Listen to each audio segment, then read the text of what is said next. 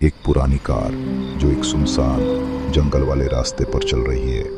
रात का अंधेरा इतना घना है कि पेड़ पौधे डरावनी परछाइयों जैसे दिख रहे हैं। हवा की सरसराहट से एक अजीब सी डरावनी आवाज आ रही है।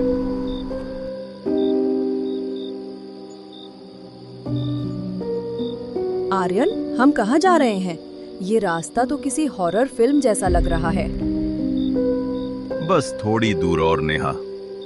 मुझे अपनी कहानी पूरी करने के लिए एक शांत जगह चाहिए थी और मैंने तुम्हें बताया था ना, मेरे एक पुराने दोस्त ने ये बंगला मुझे बहुत कम कीमत में दिलाया है। तुम्हारा दोस्त कौन है आर्यन? तुमने कभी उसका नाम नहीं बताया। अरे नेहा, तुम बस चिंता मत करो, ये जगह बिल्कुल सुरक्षित है। तभी अचानक आर्यन जोर से ब्रेक मारता है।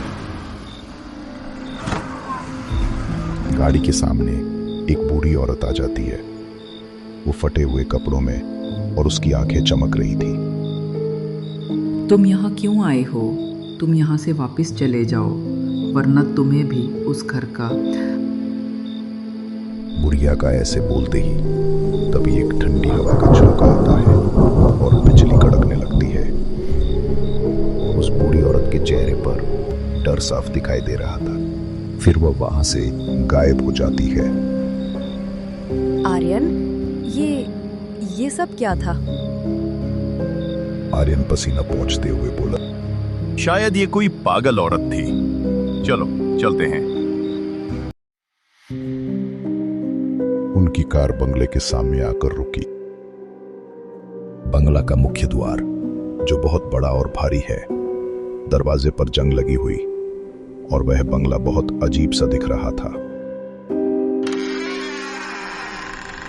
जैसे ही आर्यन और नेहा दरवाजा खोलकर अंदर आए, एक तेज हवा अंदर से आती है, जिससे दरवाजे की एक साइड से एक पुरानी घंटी बजती है।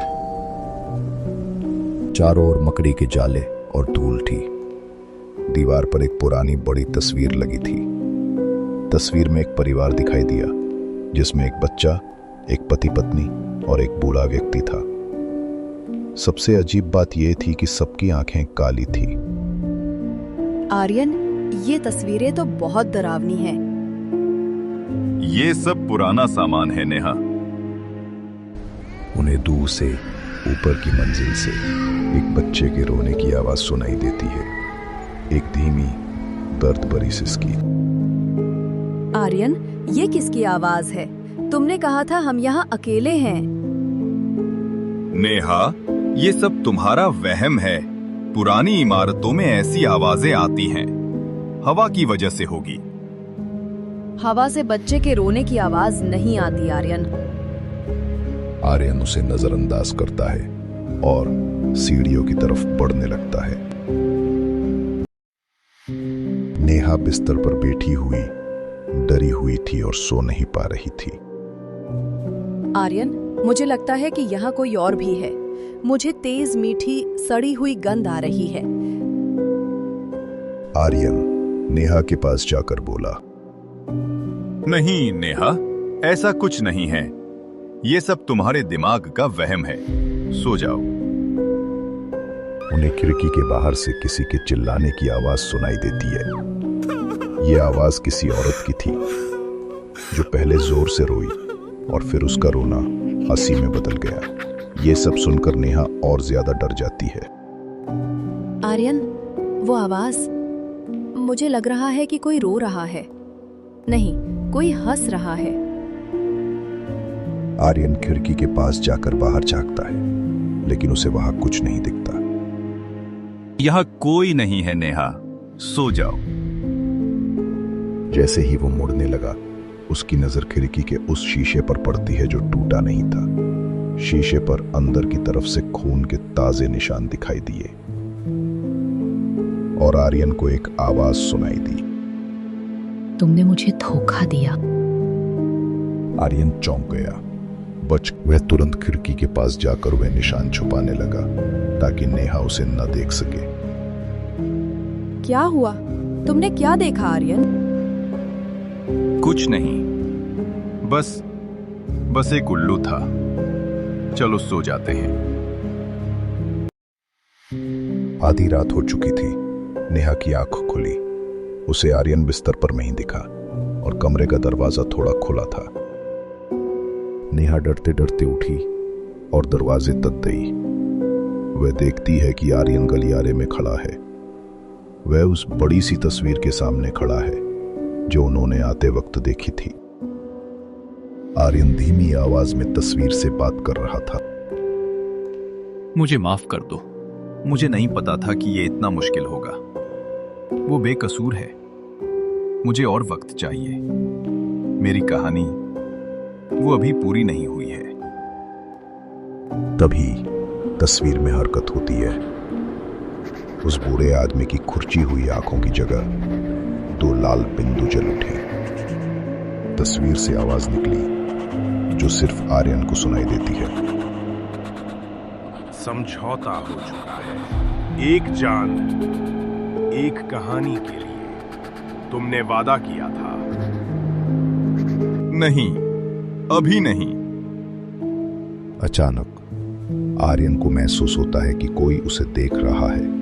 वो पलटा और नेहा को दरवाजे पर खड़ा पाया। नेहा की आंखों में डर दिखाई दे रहा था। आर्यन, तुम किससे बात कर रहे थे? आर्यन का चेहरा बदल जाता है।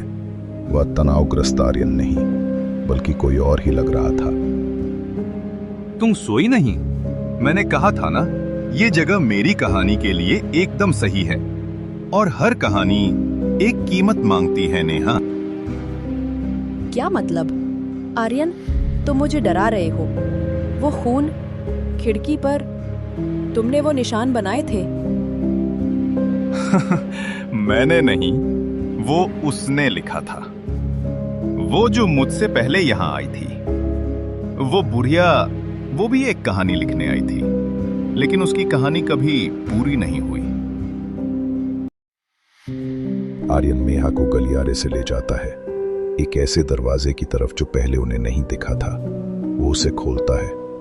वहां नीचे तहखाने तक जाने की सीढ़ियां थी। नहीं, मैं नीचे नहीं जाऊंगी। वो गंध, वो सड़ी हुई गंध, वो यहीं से आ रही है। आर्यन उसे धक्का देता है और नेहा सीढ़ियों से गिरती हुई नीचे पहुंच जाती है। ये देखो नेहा, यही है स्रोत। मेरे दोस्त ने मुझे यही दिया था। तुम्हारा कौन सा दोस्त? वो देखो, मेरे परदादा। उन्होंने अपनी प्रसिद्धि के लिए अपने ही परिवार की बलि दे दी। उस बच्चे की, अपनी पत्नी की। तो वो बुढ़िया कौन थी? वो आखिरी लेखिका थी। वो भागने की कोशिश कर रही थी, लेकिन इस घर ने उसे जाने नहीं दिया। उसने तुम्हें चेतावनी देने की भी कोशिश की और घर ने उसे सजा दी। मेरी किताब, मेरी सबसे बड़ी रचना, वो अटकी हुई थी। मेरे पास शब्द नहीं थे, लेकिन उन्होंने मुझसे वादा किया, अगर मैं उन्हें वो दूंगा जो वे चाहते हैं, तो वे मुझे वो देंगे जो मैं चाहता हूं। वे क्या चाहते हैं आर्यन? आर्यन नेहा की तरफ बढ़ते हुए, उसकी आंखें पूरी तरह काली हो चुकी थी, ठीक तस्वीर की तरह। एक नई जान, एक नई कहानी, एक नया अंत। तभी अचानक डरावनी आवाज आने लगी और एक आवाज ने सुनाई दी। तुमने धोखा दिया आर्यन। क्या? नहीं, मैं उसे लाया हूं। वो यहां है, बलिदान के लिए। कहानी तुम्हारी थी, वादा तुम्हारा था, कीमत तुम्हें चुकानी होगी। आर्यन को एहसास होता है, तुमने मुझे धोखा दिया। यह संदेश नेहा के लिए नहीं था, यह उस घर की तरफ से आर्यन के लिए था। वह सोच रहा था कि वह नेहा की बलि देगा, लेकिन घर हमेशा से उसे चाहता था। तभी तस्वीर से एक डरावनी परछाई बाहर आई। वो परछाई कोई सामान्य परछाई नहीं थी। उसकी आंखें बड़ी बड़ी और बहुत डरावनी थी। कीमत चुकाने का वक्त आ गया है आर्यन। वो परछाई आर्यन को अपने साथ उसी तस्वीर में ले जाती है और आर्यन उस तस्वीर में हमेशा के लिए कहीं खो जाता है। ये सब देखकर नेहा बहुत डर जाती है और वहां से भाग जाती है। वह कार स्टार्ट करती है और उस सुनसान रास्ते पर वापस ले जाती है। वह रियर व्यू मिरर में देखती है कि बंगला अंधेरे में खड़ा और वही परछाई खड़ी थी जो उसे देख रही थी। उसे पता था वो आजाद नहीं हुई है, वो सिर्फ बच गई है, क्योंकि अब वो कहानी का हिस्सा बन चुकी है।